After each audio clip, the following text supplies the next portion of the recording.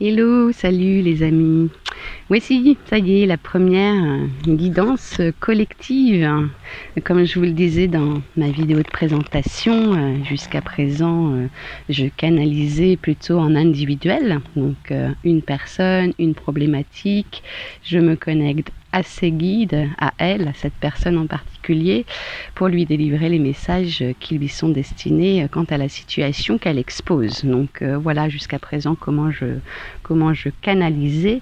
Et puis voilà, les infos plus collectives, je ne les diffusais que dans mon cercle privé restreint, jusqu'à ce que j'entende de multiples fois par de multiples canaux, donc que ce soit en clair audience, que ce soit via des amis ou via des personnes avec qui je discutais, qu'il fallait que j'ouvre beaucoup plus à la multitude ces canalisations, ces guidances, les informations que je perçois. Et il est temps de les partager avec la multitude. Donc, d'où la création de cette chaîne YouTube toute fraîche, où je vais vous délivrer les informations que je perçois. Voilà, ça c'était les messages. Alors super projet. Ok, c'est parti, on y va. Maintenant, comment faire les choses, comment mettre les choses en place pour que les informations que je capte, les messages que je capte des guides, des anges, de l'univers, des entités bienveillantes et lumineuses. Voilà, tout ça c'est comme on veut bien les appeler. On a différents termes, ce qui résonne en vous. Mais voilà, comment vous diffusez ça et pour faire en sorte que ce soit utile pour vous dans votre quotidien, pour vous accompagner dans votre vie quotidienne. Donc je leur ai demandé à mon équipe là-haut, voilà, ok les gars, c'est parti, mais par contre, dites-moi un peu comment je dois faire les choses. Donc voilà, ils m'ont répondu toujours un peu en rigolant, parce qu'ils sont assez taquins. Nos guides nous ressemblent et donc ils s'expriment à nous d'une manière qui va résonner pour qu'on puisse les entendre et les comprendre. Donc voilà, cherche pas à faire compliqué, cherche pas à te perdre dans les détails, Virginie. Fais simple, juste fais les choses. Donc recommandation pour ce premier moment avec vous, en tout cas, de venir me poser dans un endroit qui m'est cher, là où je me sens bien, où je me sens en bonne compagnie. Donc je vais vous montrer, je vais déplacer la caméra. Voilà, on se trouve au bord de l'eau, dans un petit étang. Voilà, qui jouxte un plus grand plan d'eau, où je vous ai déjà montré des photos. Mais voilà, l'étang au fait, il y a beaucoup de libellules à cet endroit-là, beaucoup de nénuphars l'été. Donc l'étang au fait, je m'y sens bien. Donc voilà, ça c'était pour poser le contexte et le cadre, pourquoi on se retrouve aujourd'hui à cet endroit-là pour cette première guidance canalisée. Et puis ensuite, voilà, de quoi parler. C'est toujours un peu compliqué de pas forcément faire comme les autres, ou pas forcément faire redondant et redire des choses qui ont été déjà dites. Et puis moi, face à une caméra, je vous avoue que voilà, quand c'est en privé, en face à face, et que le public se résume à une personne, là oui, sur une vidéo comme ça qui potentiellement peut être vue par plusieurs personnes, il faut aussi que voilà, ça me fait dépasser une barrière, un blocage personnel. Donc de quoi vous parlez? Donc là, pour ce premier rendez-vous, ce que je vous propose, voilà, j'ai établi un peu le plan d'attaque dans ma tête juste avant de me connecter. Et ce que je vous propose, c'est simplement d'interroger par rapport à ces énergies qui sont autour de nous, là, pour ce mois d'octobre. Voilà, on sait tous ce qui se passe en ce moment. On ne va pas reparler de cette situation sanitaire, économique, politique. On n'est pas sur ce genre de chaîne-là, je vous rassure. Mais voilà, ce que les guides ont à nous transmettre un petit peu au niveau énergétique, les conseils qu'ils ont à nous donner pour bien envisager ce mois d'octobre par rapport aux énergies qui nous entourent. Voilà le programme. Donc si vous êtes intéressé, je vous propose de rester et regarder la suite. Je vais rentrer en connexion et puis je vais vous délivrer ce que je perçois. Voilà, un peu d'hydratation.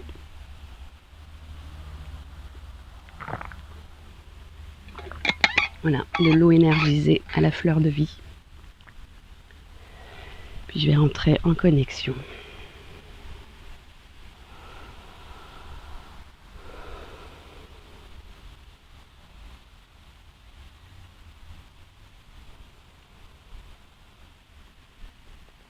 Alors les premiers mots que j'entends vraiment là, c'est grande transformation. Voilà, c'est la première chose que j'entends, grande transformation sur ce mois d'octobre. Alors le mois d'octobre, le mois 10 hein, dans notre calendrier, 10 en numérologie. Moi je me sers beaucoup de la numérologie. C'est aussi un mois 1, on va calculer ça dans un planning énergétique, donc le mois 1, comme le battleur au niveau des tarots, c'est le nouveau départ, c'est voilà, les nouvelles opportunités, c'est un commencement de quelque chose. Donc le mois d'octobre amène les grandes transformations qui arrivent à chaque changement, à chaque commencement. On ne commence pas quelque chose de nouveau sans avoir transformé tout l'ancien qui empêche d'éclore le nouveau. Donc voilà pour l'explication de ce premier message, grande transformation.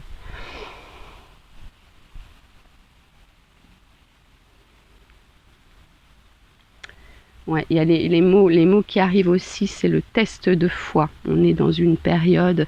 Alors il y a un portail qui s'ouvre demain, un portail stellaire du 10-10 qui s'ouvre demain. Donc c'est vrai que quand il y a des ouvertures de portail comme ça, effectivement, il y a des choses voilà, qui arrivent à ce niveau-là. Des situations, voilà, c'est ça, des situations. Alors le mois d'octobre, grande transformation, veut aussi probablement dire, ou en tout cas, voilà, peut vouloir dire aussi, du coup, bouleversement, hein, des bouleversements. On est un peu déstabilisé dans ses chaussures, dans ses baskets, et les situations peuvent être assez, voilà, assez explosives, ou en tout cas arriver de façon assez abrupte. Donc, d'où le test de foi. On nous demande, là les guides nous demandent vraiment de faire un choix de conscience, un choix en conscience de à quoi on veut croire. Aujourd'hui, à quoi tu veux croire? Toi, qu'est-ce que tu as envie de voir se produire et à quoi tu veux croire? Est-ce que tu préfères croire toutes les énergies de l'ombre et toutes voilà, les énergies, les personnes négatives qui vont te ramener, qui vont te tirer vers le bas avec leurs énergies négatives, avec leurs prédictions négatives de ce qu'est en train de devenir notre humanité? Ou au contraire, est-ce que tu te sens bien quand tu crois des personnes comme là, par exemple, qui te parlent de voilà, de vibrations plus hautes, de changements pour un mieux? Attention, hein, les changements, un changement, si c'est bien préparé, bien acté, bien choisi et bien compris, c'est toujours pour un mieux, finalement, quoi. Donc voilà, le test de foi, c'est à quoi tu veux croire, et c'est ça qu'on te présente, et en dehors de ce mois d'octobre 2021 maintenant, hein, c'est aussi, en tout cas moi, comme je l'ai perçu, et comme j'en ai été informée, en tout cas parce que j'ai pu capter des messages, c'est depuis le début de cette situation liée au Covid. Donc de toute façon, voilà, le test de foi, il est là, et il s'amplifie de plus en plus pour vraiment te pousser dans tes retranchements et te dire maintenant il est temps de choisir, hein. Il est temps de décider en quoi tu crois.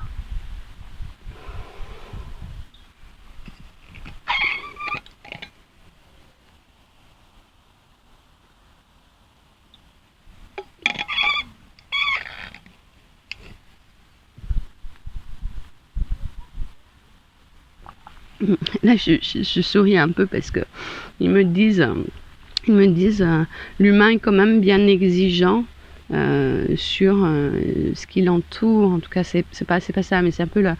On voudrait toujours avoir plus. Finalement, Et est-ce que c'est pas revenir, c'est ça la magie de l'instant présent, c'est ça la magie de trouver les petits bonheurs du quotidien. Et je pense que ce qu'ils veulent nous dire par là, c'est qu'en ces périodes troubles, en ces périodes difficiles, et on ne renie pas quand on parle de lumière et de tout ça, de tout ce qu'on est en train de dire là, de ce que je suis en train de vous transmettre. Les guides ne renient pas du tout la difficulté de l'expérience. Déjà l'incarnation terrestre, choisir de s'incarner sur la planète Terre, déjà pour ça on est respecté, parce que voilà, c'est une expérience qui est quand même très compliquée, très difficile, on va être peu à dire le contraire, je pense. Donc voilà. Mais là, pour le coup, c'est à force de vouloir toujours plus, ou voilà, de toujours rechercher à améliorer ce qu'on a.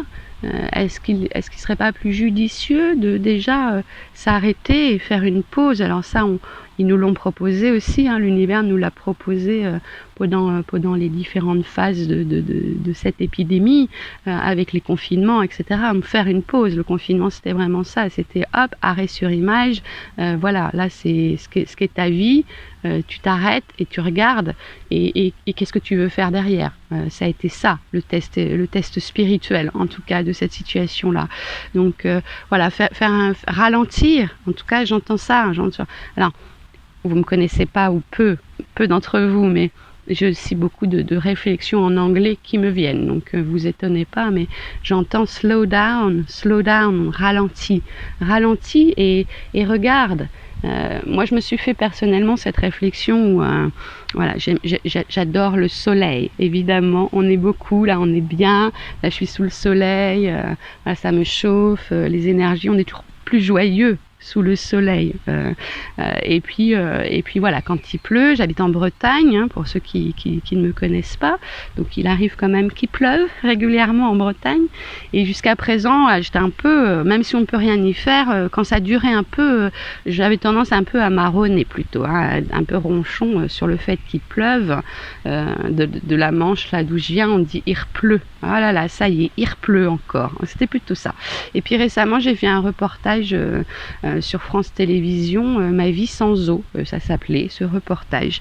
Et il s'arrêtait sur une personne dans ce reportage qui expliquait, voilà, rien de nouveau, rien de secret. Il vivait de la récupération de l'eau de pluie. Et il expliquait, voilà, tout le système qu'il avait mis en place. Ça fait 46 ans qu'il vit comme ça, qu'il n'est pas raccordé au système, au distributeur d'eau potable, comme on en a voilà, l'obligation quand on vit dans des logements tels qu'ils sont conçus aujourd'hui. Et il expliquait tout ça. Et après la vision de ce reportage qui m'a assez marquée, moi je me sens assez concernée par l'eau, le manque d'eau, le fait qu'on fasse nos besoins dans l'eau potable, alors qu'il y a des pays où il faut faire des kilomètres pour aller chercher de l'eau pour boire. C'est quand même une contradiction qui me fait réfléchir. Bref, je ne vais pas me perdre dans les détails. Donc voilà, ce reportage m'a fait réfléchir, et récemment, depuis la diffusion de ce reportage, il a plu chez moi pendant 2 jours en Bretagne, et j'ai pas du tout eu cet automatisme de me dire oh non, il pleut, c'est dommage, je voulais faire ça. Au contraire, la première pensée qui m'est venue, c'est waouh, chouette, de la pluie, ça va remplir les réserves d'eau, en fait. Donc pour les gens qui sont en autonomie, mon rêve absolu en autonomie énergétique, non seulement, mais aussi pour toute la nature, pour les nappes phréatiques. La pluie, c'est quelque chose de bienfaisant, c'est plutôt un cadeau merveilleux que nous fait la nature. Donc c'est ça, en fait, revenir au petit bonheur de l'instant présent, c'est ça. Aujourd'hui, je vais pas dire quand il fait beau et chaud, ah non mince, il faut de la pluie pour arroser. Non, c'est là, je profite. Aujourd'hui, il fait beau, il fait chaud, ça fait plusieurs jours que ça dure, il y a du soleil, on est début octobre, on peut être dehors, donc c'est plutôt chouette. Mais si demain ou après-demain ou la prochaine fois qu'il va pleuvoir, c'est se dire chouette aussi, en fait, finalement, c'est que chaque jour soit chouette, et on peut trouver chaque jour des raisons de se réjouir. Finalement, quand on regarde vraiment, qu'on ralentit, qu'on fait un arrêt sur image et qu'on regarde autour de nous, il y a énormément de raisons de se réjouir chaque jour. Donc c'est un peu ça le conseil, en fait, d'arrêter de vouloir, voilà, toujours trop, et en tout cas de de revenir un petit peu voilà, à ce qui se trouve autour de nous et de savoir vraiment apprécier le cadeau de l'instant présent. C'était ça, ce message, je pense, quoi.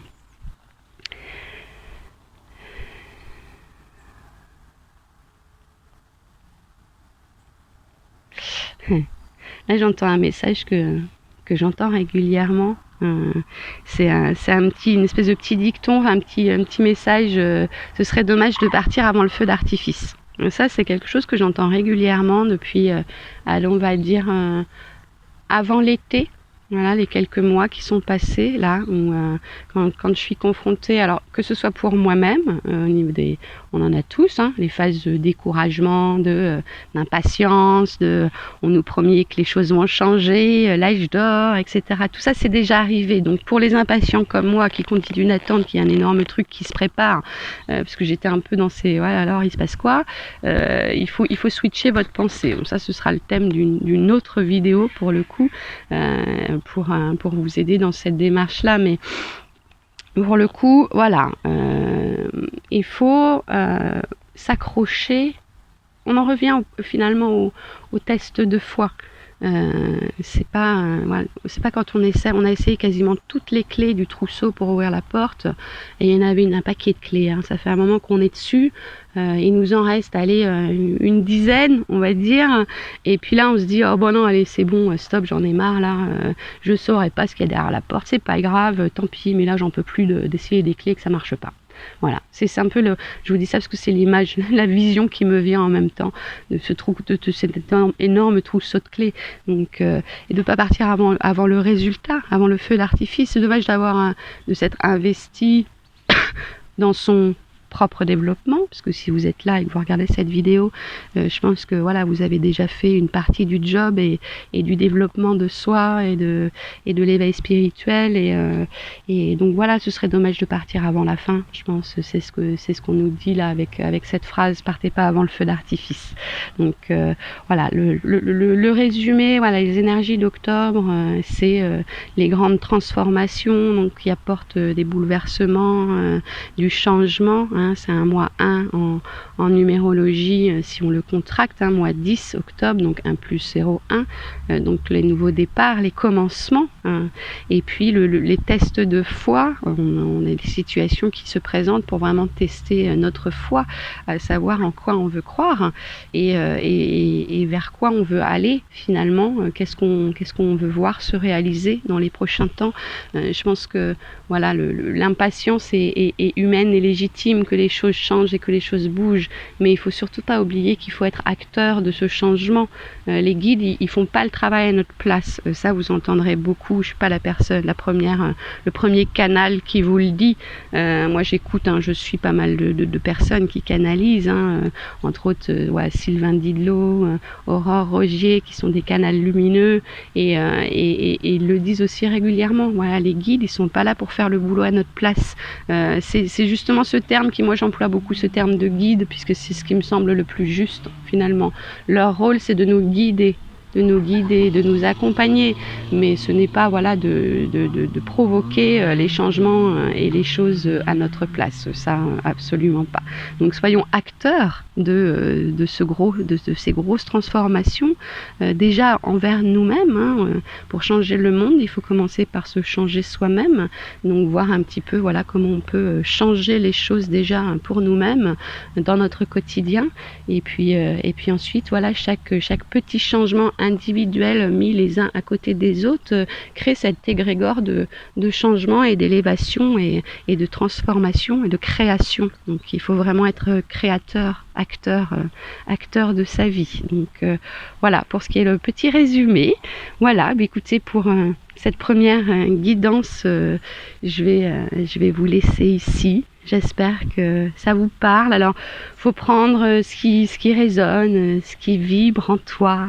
Il n'y a pas de vérité absolue. Enfin, moi, je prétends absolument pas détenir la vérité, pas du tout. Voilà, moi, j'ai ma vérité, peut-être pour le coup, celle que je perçois autour de moi, celle que j'entends, celle que je capte, et celle que je te délivre ici. Mais voilà, faut vraiment prendre. Si ça résonne pas, si ce que je raconte, ça n'a aucun sens pour toi, te force pas, vraiment, c'est ok aussi, quoi. Et puis pour ceux que ça aura parlé, pour ceux qui auraient envie de poursuivre le chemin, n'hésitez pas à vous abonner à ma chaîne YouTube.